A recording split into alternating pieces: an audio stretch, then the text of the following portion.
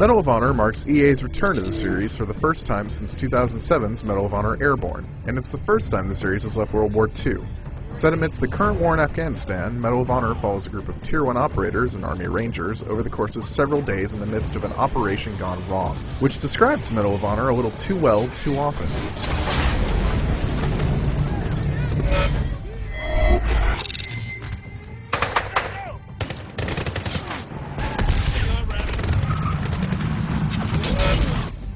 At times, Medal of Honor is downright pretty.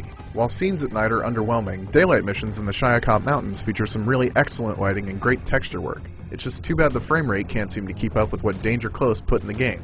There's frequent slowdown and tearing whenever anything particularly interesting is on screen, and often even when there isn't.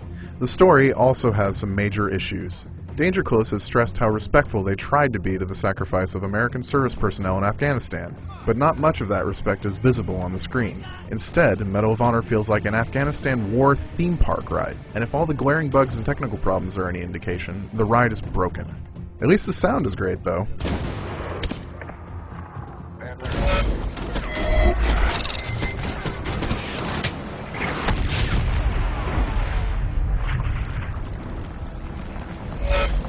Medal of Honor is actually two games. The single player, developed by Danger Close, uses Unreal Engine 3 for a shooter that feels routine.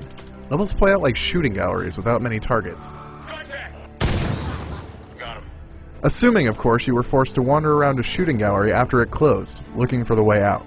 The game generally does a poor job of directing you where you need to go, which is surprising how funneled the experience is otherwise. Dominated by scripted sequences and shooting enemies that pretty much always come from that way, Medal of Honor's gameplay often grows tedious. Multiplayer is better, but has its own issues. Developed by DICE using the Bad Company 2 engine, fights are fast and fun, but all the levels generally blur together. They're either in a small village, a small market, a small valley. You'll be hard-pressed to remember which is which. That's okay though, since each game type generally ends in both sides throwing themselves against each other until a match is over, and the de-emphasis on classes from Bad Company 2 makes for a less interesting experience.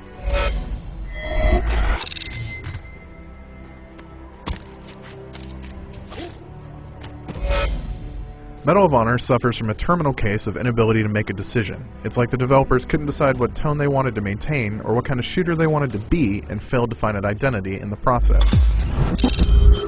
The fundamentals of Medal of Honor are there, but a boring campaign filled with stability issues, performance problems, and multiplayer that isn't quite enough to remain fun long-term make Medal of Honor disappointing. For more on Medal of Honor, check out IGN.com.